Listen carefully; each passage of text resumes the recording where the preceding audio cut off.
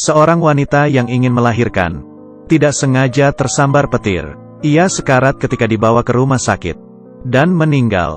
Ajaibnya ia berhasil melahirkan. Tapi anak ini berbeda. Dia tidak memiliki bulu, dan semua kulitnya putih. Dokter mengetahui ini adalah albinisme. Tapi tidak ada yang memperhatikan mesin EKG si bayi, yang sangat padat dan berarti. Ia terlahir dengan kekuatan. Ayah yang tidak mengerti kemudian ambruk. Menganggap anaknya monster, ia membawanya ke basement, dan membiarkan kakeknya yang mengurusnya. 18 tahun kemudian, kakek meninggal. Seorang sersan masuk ke rumahnya bersama dengan pengurus panti asuhan, ingin mengadopsi dirinya. Mereka mendengar anak ini terisolasi selama 18 tahun, dan tidak pernah mendapat pendidikan. Bukankah itu tidak manusiawi? Ketika mereka masuk ke basement, menemukan dirinya di sudut ruangan. Kulitnya yang putih bersih, dan mata berwarna pink, membuat mereka kaget. Dia berkata namanya Jeremy. Si pengurus menemukan Jeremy dapat berbicara dengan lancar. Tidak tampak seperti seseorang yang belum pernah belajar. Dia melihat rak buku. Ia mengambil novel yang populer, dan bertanya, "Kamu juga membaca buku ini?" Jeremy tidak menjawab, tapi membiarkan si direktur memilih satu halaman. Halaman 216. Jeremy mulai menghafal. Si direktur menjadi semakin kaget, karena tidak ada satu kata pun yang salah. Yang lebih mengagetkan lagi, Jeremy berkata, ia telah mengingat semua buku di sini. Melihat sekeliling, basement ini penuh dengan buku. Mungkin ada sekitar ribuan buku. Ia menyadari Jeremy adalah seorang jenius. Tapi ia tidak tahu, ini hanyalah sebagian kecil dari kemampuan Jeremy. Baru saja ia keluar rumah. Mobil di luar membunyikan klakson. Si serif juga menyadari, atap rumah Jeremy terdapat banyak penangkal petir. Apakah penghuni rumah ini sebegitu takutnya pada petir? Sementara itu, Jeremy dibawa ke panti asuhan. Kalimat pertama para anak lelaki di sini adalah, "Makhluk apa itu?" Penampilan Jeremy membuatnya susah. Dia akan dikucilkan. Saat makan siang, seorang tukang buli membawa temannya duduk. Tidak hanya menertawakan Jeremy, tapi mengambil sebuah sendok dan mengusili Jeremy untuk mempermalukannya. Tapi kali ini, ia salah pilih orang. Jeremy mengambil sendoknya, menggosoknya, kemudian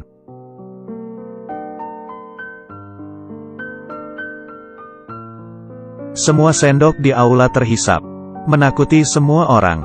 Benar sekali, ini adalah kemampuan kedua Jeremy, mengontrol magnetisme benda. Direktur yang tidak tahu menahu memeriksa Jeremy, memberinya sepasang lensa kontak biru. Ketika Jeremy pergi sekolah, berharap ia bisa belajar dan bersosialisasi. Tapi bisakah kamu bayangkan pelajaran pertama? Muncul masalah. Di kelas fisika, ada murid yang gemetaran karena gugup. Karena gurunya sedang melakukan eksperimen listrik. Ia menyetrum alat itu dengan listrik. Induksi apa? Ia menjadi semakin emosional. Listrik itu menjadi semakin tinggi. Salah satunya keluar melalui kelas. Mengenai Jeremy, dia tidak berlistrik, tapi dirinya tersetrum. Salah satu listrik menyambar lagi. Mengangkat Jeremy. Ini adalah kemampuannya yang ketiga. Menarik arus listrik, yang terjadi di depanku. Benar-benar di luar nalar guru fisika. Ia langsung bereaksi, merusak peralatan itu dengan bangku kayu, dan membuat peralatan itu kehilangan tenaga. Tubuh Jeremy berasap. Ketika si guru menyentuhnya, rambut di tangannya langsung berdiri. Seperti ada listrik yang mengaliri tubuhnya. Juga membuat sensasi yang keren, yang akan dia ingat untuk waktu yang lama. Kemudian si serif mengunjungi Jeremy. Dokter berkata ia tidak tahu apa-apa. Tidak ada jejak listrik. Saat Jeremy pulang ke panti asuhan, banyak ahli dan cendekiawan menunggunya. Seorang dokter memberitahunya, tes ini menunjukkan dirimu adalah orang tercerdas sepanjang sejarah. Tapi ia seakan tidak senang. Mukanya penuh ancaman dan pertanyaan. Dia juga memperlakukan Jeremy sebagai orang aneh. Seperti tukang buli di panti asuhan. Dibandingkan dengan manusia yang jahat, Jeremy lebih suka dengan binatang. Hari ini di hutan, ia melihat seekor rusa dibunuh. Si polisi gendut yang membawa anak-anak ini berburu. Ia juga berkata, tembakanku sempurna, dan rusanya tidak kesakitan. Jeremy yang mendengarnya, menaruh tangannya di atas rusa, lalu memegang si polisi gendut. Ini adalah kemampuannya yang keempat. Transfer pikiran. Saat ini, perasaan rusa dipindahkan ke polisi gendut. Rasa sakit yang dihadapi saat kematian menusuk hatinya. Dia seperti mendapat siksaan yang banyak. Si polisi gendut menerima ganjarannya. Dan sebagai seorang yang lewat, Jeremy merasakan penderitaan si rusa. Dan hanya ada rasa kasihan di mata Jeremy. Semenjak saat itu si polisi gendut tidak pernah memegang senapan lagi.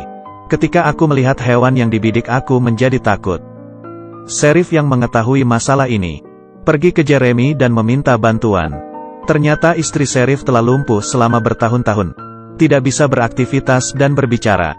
Tapi setiap hari ia terlihat sedih. Sheriff ingin tahu, ada apa dengan istrinya. Jeremy menaruh tangannya di dahi istri Sheriff. Merasakan apa yang ia pikirkan. Dan memberitahu Sheriff, ia tidak bisa melepaskan anaknya. Karena Sheriff memiliki hubungan yang buruk dengan anaknya. Dia berharap mereka berbaikan. Jika ia meninggal, maka mereka berdua akan sendirian. Sheriff menangis dan mengiyakan. Tidak apa-apa. Tidak lama kemudian istrinya meninggal dengan tenang di pelukan Sheriff. Anaknya mendapatkan berita ini. Dia melihat mata ayahnya yang basah. Dan tiba-tiba semua menjadi jelas. Ayah. Mereka berpelukan dengan erat. Jeremy melihat kehangatan ini dari atas. Matanya iri. Keesokan harinya Jeremy menemukan seorang perempuan. Teman sekolahnya. Satu-satunya teman yang tidak mengucilkan Jeremy. Kencan pertama Jeremy. Ia memegang tangannya. Menunjukkan kemampuannya. Transfer pikiran. Temannya merasa ada listrik yang mengalir. Tangannya agak gemetar. Rasanya sangat aneh. Kali ini Jeremy dapat mengetahui pikiran dirinya. Ia juga dapat mengetahui pikiran Jeremy. Kamu merasa kamu kurang cantik. Kamu merasa sangat kesepian. Mereka berbicara kepada satu sama lain. Perasaan yang ada di dalam hati orang lain. Seperti teman yang sudah mengenal lama.